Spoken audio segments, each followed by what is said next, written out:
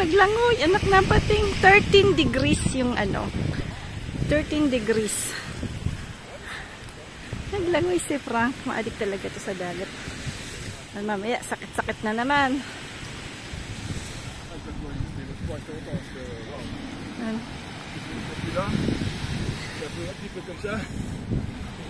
Alors, you're happy? Ouais, j'ai pas pu résister. J'ai acheté des gariguettes.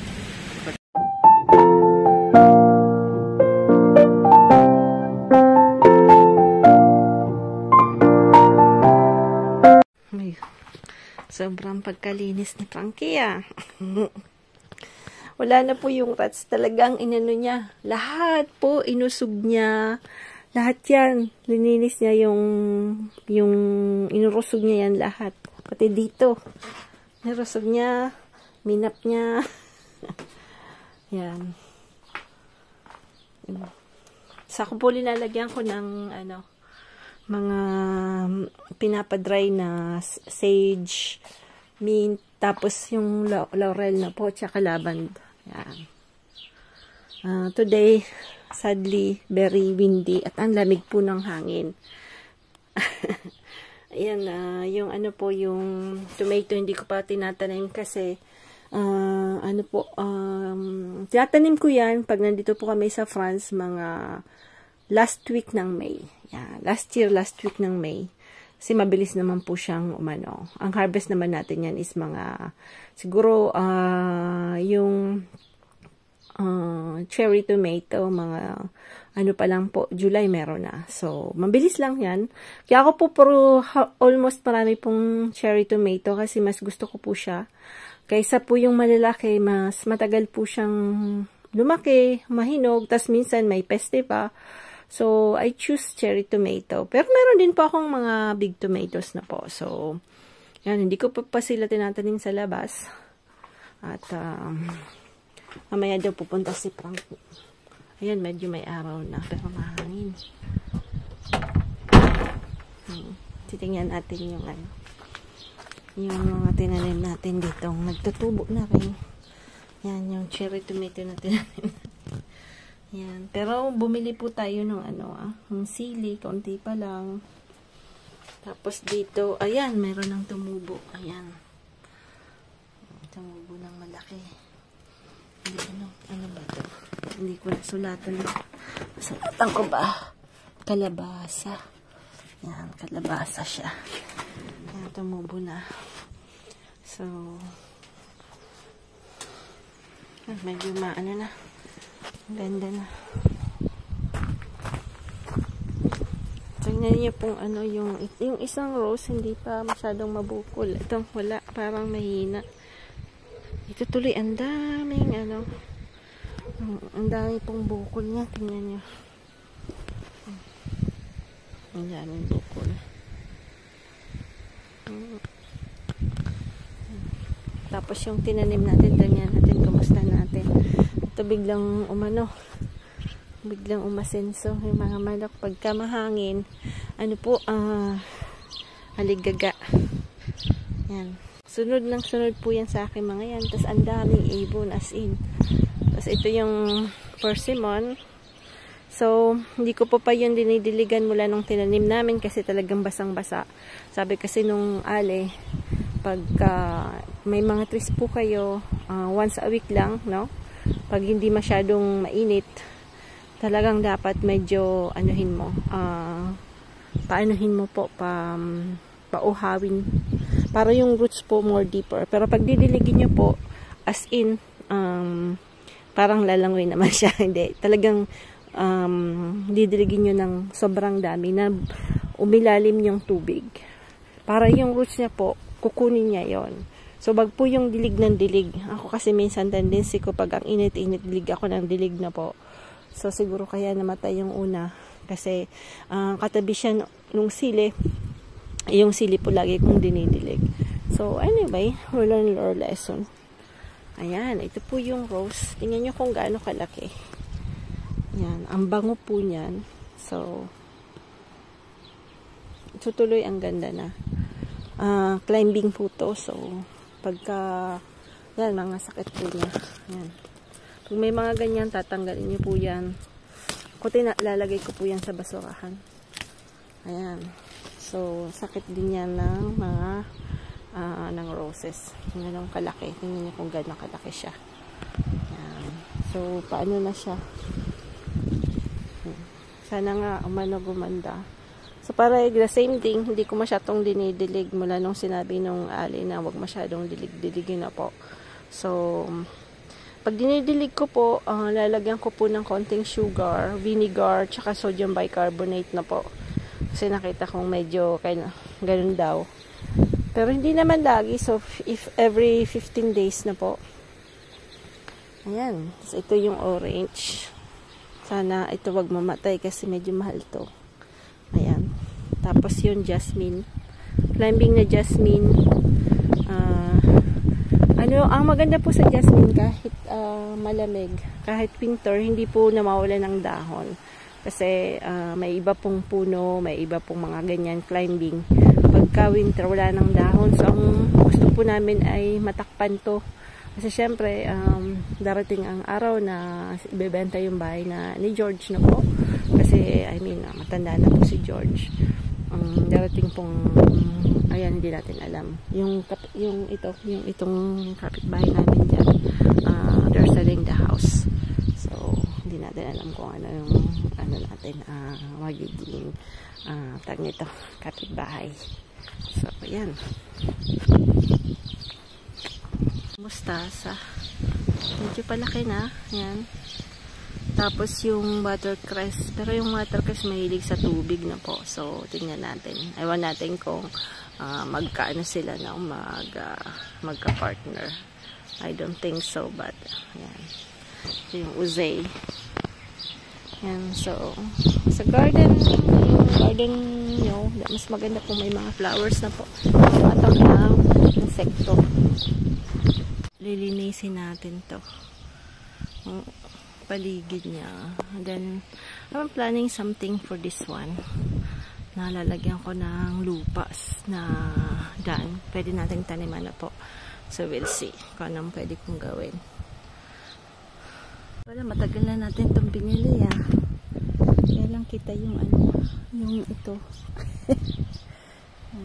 Wala tayong magagawa dyan. Kita yung ito.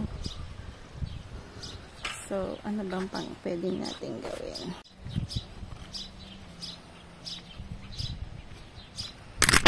So,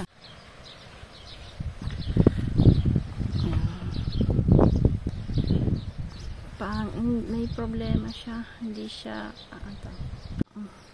okay, tingnan natin. May issue.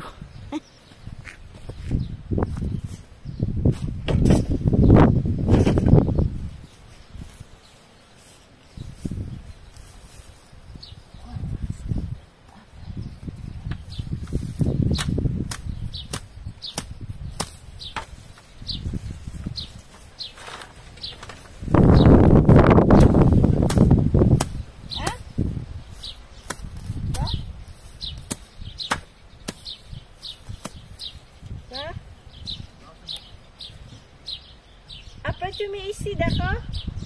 Umiliu kuya pat-patat.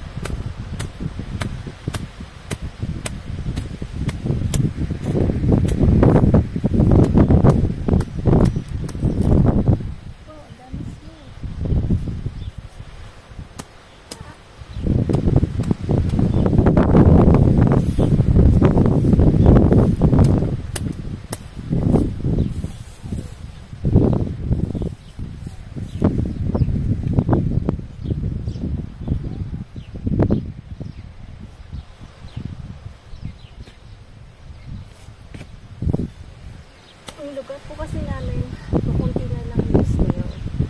Gawa ng hirang ang umulan. So, kaya hindi ko po sila inaharm. Kasi ang cute nila eh. Pero, tester rin po yan ha. Lalagyan ko lang ng tawag sa pupunta din.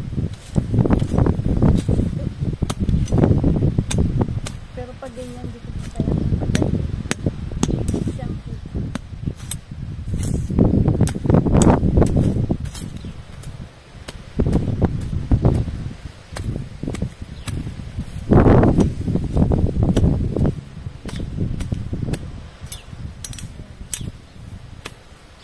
Ang bawal na naman yung sobra.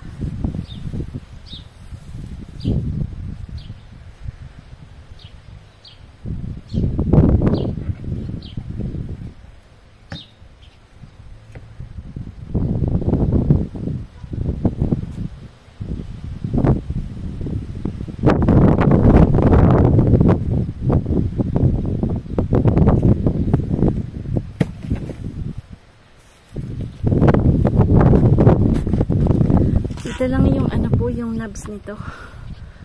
Ayan. Kapag bibili ka talaga, hindi mo alam kung dapat pahaba yung pag-film ko. Kita yung knobs. Nadadali niya tong knobs na to.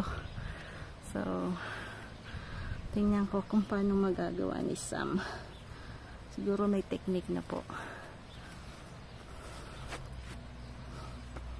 Pero maganda siya kasi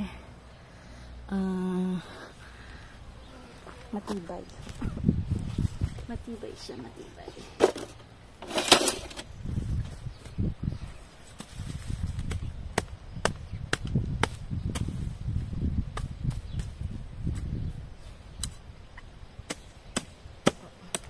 Ready natin yung garden. Gawa na malapit na tayong magtanim. Almost 3 weeks na lang ang ihintayin natin na magtatanim na tayo ng mga tomato, pepper. So, kailangan ready na siya.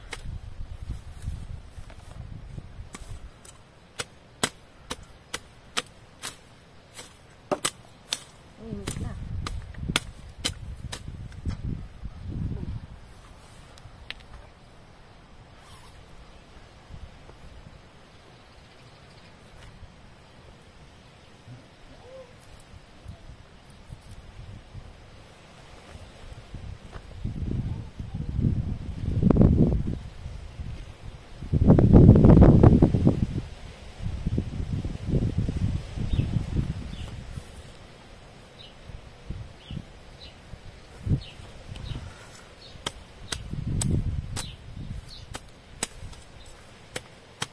Bibili po ako ng pang-grass cut. Pili ko lang kung ano. Kasi yung pang-grass cut namin nawala. Hindi ko alam kung ano.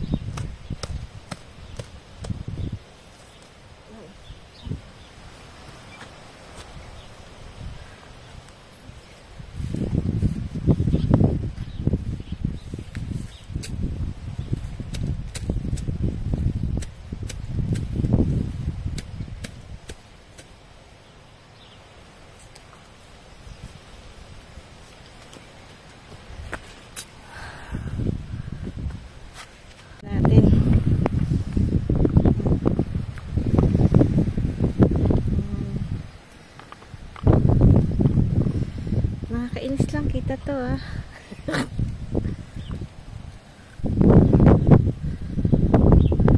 Sayang ah. Natin. Sorry po dito ah. Hindi ko alam kung paano wag yan madali. Hindi ko malaman. Kasi kahit pa ganyan. Paralan ko. Ayaw talagang di madali. Ay. Malamig na ulit. Lagay ulit ako ng ano ko. Jacket. Sobrang lamig. Kasi la.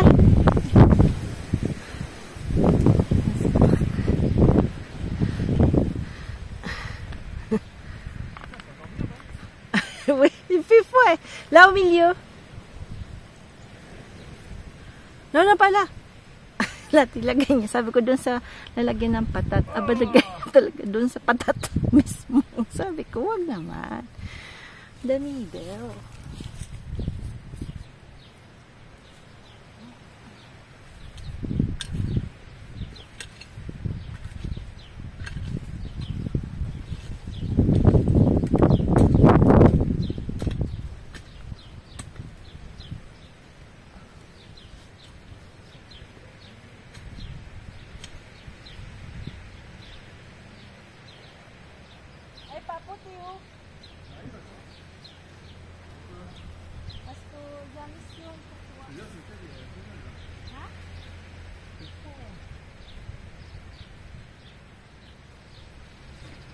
Tu veux? Oh, c'est filmé là?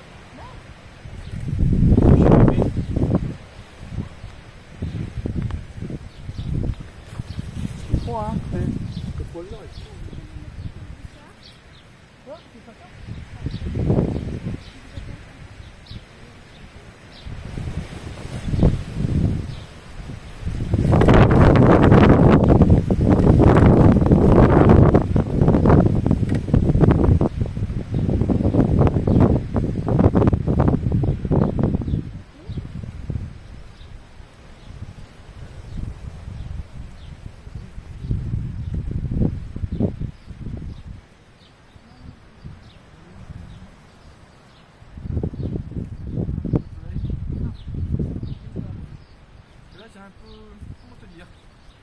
J'ai un peu froid en ce pays.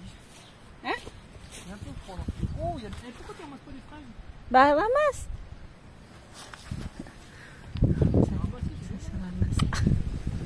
Bakit naramas pa di guys? Ini. Si Frank. Uy. Mas maganda pa talaga pag hawak mo lang ah. Hindi ko alam kung paano ito pagganahin ah. Nakita, alam ko na ngayon, dapat pala doon sa dulong-dulo yung camera. Naknan pati ngayon ko lang natutunan. Ha? Pasensya na po si Madam Tammy. Medyo padal-padal. Maulok na naman ito si Manay. Shout out Manay, I love you. Si Manay Claudine, si Manay naman in Canada. Siya po kasi yung nagtiyagang magturo sa akin nung umpisa kasi alam mo naman patal-patal. Pero si ano din po, si NO din, si ka-farmer nung umuwi po ako, tinuruan niya rin po ako kasi alam mo naman mahina po tayo sa mga ganyan. Kasi alam mo naman ako more on ano tayo, manual na po. So, need to be ano tawag tayo. Hindi ako sa mga electronics, hindi ako masyado sa mga ganyan-ganyan. More on manual lang talaga tayo. So, yan, ang ganda pala. As in, I'm so happy na some bought this for me. Kasi, hindi na siya natutumba talagang gaya dating. Doon ko po siya linalagay. Doon sa parang basket na, ano po, tag nito. Metallic na yun. Doon ko yun ilalagay yung phone ko. Minsan na pagka humahangin bigla na lang natutumba. Ayan. So, lagay ko yung sa steady na po. So tingnan natin. Kaya lang medyo mga ugong yan kasi hindi ko din yan alam tanggalin yung ugong. Kaya lang alam mo naman talaga tayo vlogger na ano no. Ayan, so ito po yung patatas yan.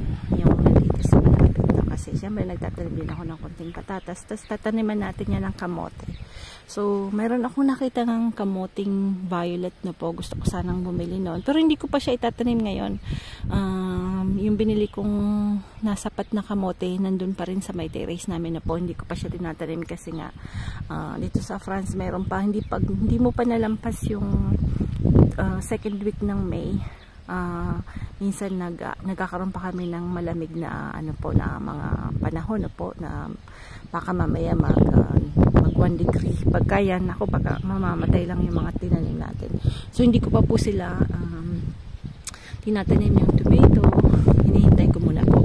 So yung mga tinanim ko, yung mustasa kasi medyo mahilig din yan sa medyo malamig na po. So gusto niyang mas madami siya pagka autumn, pagka hindi talaga kainitan, no po. Kasi pag sobrang init, hindi siya lumalaki.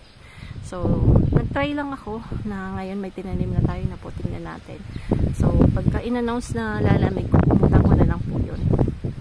Yan. So banda doon, tingnan niyo po nandun siya banda.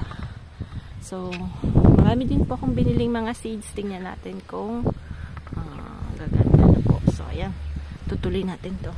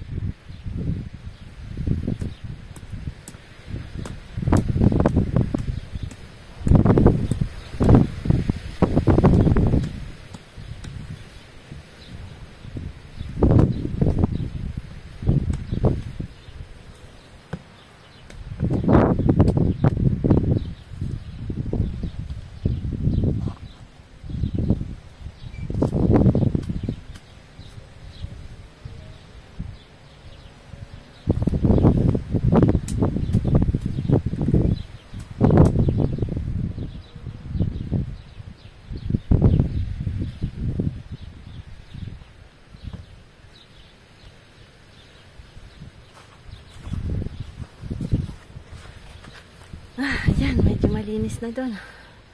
At least okay na. Ayan. Sunny day na malamig na po. So, sayang kasi, yung ano pala, yung ito, lumalaki na ngayon. Ayan. Lumalaki na po. Ganyan. Ganyan na siya kaganda. So, it's nice. Marami pong bubunga yan. At matagal pong masira yung sayote na po. So, marami din pong maganda rin po sa katawan. Si Franco, nililinis na naman ang limungkog.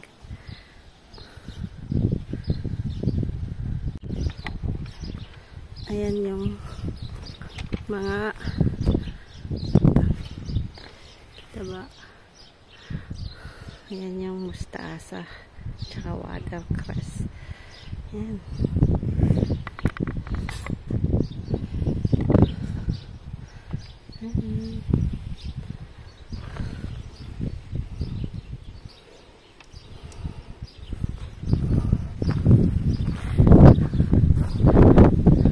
Ito yung tinanggalan natin ng daon. Yan yung sakit niya. Ito ang ganito ko. Gawin ko. Yan. Tanggalin natin yan.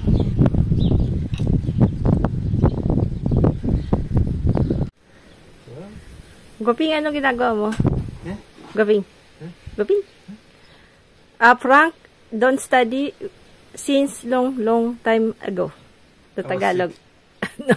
I was very sick. Okay. I was quite dead. No. See, you were very close to lose me. Tiens, tu veux un couteau? Papu. Let. No. Takasi. It's a gift! Tu dois pas faire une chose. Pourquoi tu sais pas maintenant? Regarde tout ça. Dilis. Lalagyan ng dilis. Ano, ça c'est pas mal ça. C'est quoi? Ça sert à quoi? Ah non, ça c'est bien. Regarde-le. Ouais, mais tu vas faire quoi avec ça? Attends, regarde. En fait, tu bisses comme ça, tac, tac, tac, et après tu peux les... Toi, tu bricoles beaucoup. Ah non, ça, tu bricoles beaucoup. C'est bien ça. Moi, je regarde ça. Hop. Non, c'est le bordel. Donne-moi. Ah non, non, j'aime bien. I'm so happy with my new camera. It's very windy. Too much windy.